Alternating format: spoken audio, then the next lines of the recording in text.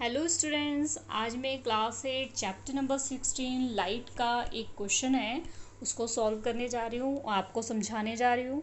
Student, ये कई बच्चों की प्रॉब्लम थी कि ये न्यूमेरिकल नहीं समझ में आ रहा था। ठीक है, और भी अगर इस चैप्टर में आपको कोई क्वेश्चन नहीं समझ में आ रहे हो तो आप मुझे कमेंट करके बताना, मैं उस क्वेश्चन की वीडियो बना दूँगी। ठीक है, तो स्टार्ट करते हैं। लेकिन इस क्वेश्चन को समझने के लिए आपको चैप्टर समझना बहुत ज़रूरी है। अगर आपने चैप्टर नहीं समझा हो तो मैंने इस चैप्टर की वीडियो बना रखी है, आप प्लीज़ उसको जाके ज़रूर समझें। ठीक है, तो हम स्टार्ट करते हैं। Class 8 chapter number 16 light. What is the angle of incidence of a ray if the reflected angle is at an angle of 90 degree to the incidence ray? ठीक है, आपको पहले तो ये पता होना चाहिए कि ये तो है प्लेन मिरर, जो रे इस पे टकराती है इंसिडेंट रे, जो टकरा के वापस आती है वो रिफ्लेक्टेड रे। इसके बीच में जो होती है वो क्या है, नॉर्मल इंसिडेंट एंगल और रिफ्लेक्टेड एंगल। ठीक है, जो टकरा रही, इन दोनों के बीच में जो एंगल बनता है वो इंसिडेंट एंगल होता है और यहाँ पर जो बनता है वो रिफ्लेक्टेड एंगल होता है। ठीक है, तो इस तरीके से आपको डायग्राम पता लग गया। अब क्वेश्चन आपको ये कह रहा है कि इंसिडेंस एंगल से रिफ्लेक्टेड एंगल तक अगर आप देखो तो ये पूरा जो है 90 डिग्री का है। वो कह रहे हैं अगर ये पूरा 90 डिग्री का है तो आप एंगल आई पता करो कितने का है। ठीक है, मतलब वो क्वेश्चन आपसे ये कह रहे हैं कि angle i plus angle r is equal जो है 90 डिग्री। ठीक है, तो आप ये बताओ एंगल आई की वैल्यू क्या है। ठीक है, बिल्कुल सिंपल, आपको पता है।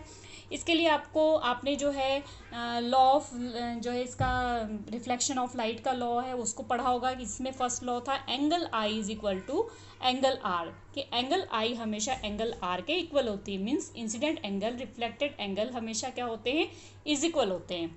तो इसी से हम इस न्यूमेरिकल को सॉल्व करेंगे। तो सबसे पहले हम डायग्राम बना लेते हैं। ठीक है, इस तरीके से डायग्राम बना लिया।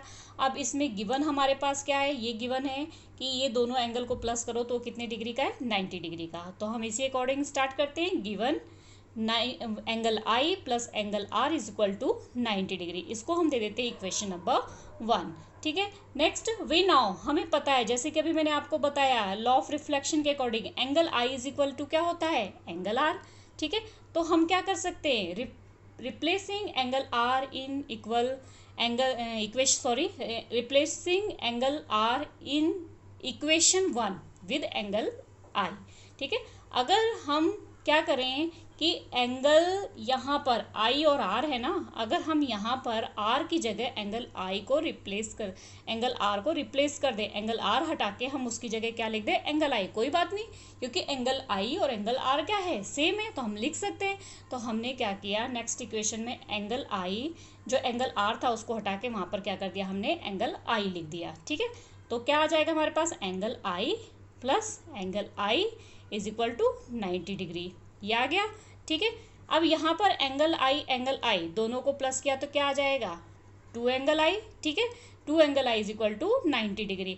अब आपको पता है कि अगर 2 यहाँ पर है तो दूसरी साइड जाके वो क्या हो जाएगा, डिवाइड में आ जाएगा। तो यहाँ पे 2 डिवाइड में आ गया, 2 से डिवाइड किया तो हमारे पास angle I is equal to कितना आ गया, 45 डिग्री। ठीक है, तो हमें बताया था इन्होंने क्वेश्चन कि एंगल आई और एंगल आर को अगर हम प्लस करेंगे तो कितना आएगा, 90 डिग्री। ठीक है, तो 45 प्लस 45 इज इक्वल टू क्या आ जाएगा, 90 डिग्री। क्यों, क्योंकि एंगल आई हमेशा एंगल आर के इज इक्वल होता है। ओके स्टूडेंट्स, आई होप ये न्यूमेरिकल आपको अच्छी तरीके से समझ में आ गया हो। तो वीडियो को लाइक कर देना और अगर मेरे चैनल को सब्सक्राइब नहीं किया तो सब्सक्राइब कर देना और बेल आइकन को दबाना मत भूलना। और अगर आपको और भी किसी क्वेश्चन में प्रॉब्लम आती है तो मुझे कमेंट बॉक्स में कमेंट करके ज़रूर बताना, ताकि मैं आपकी प्रॉब्लम को शॉर्ट आउट कर सकूँ।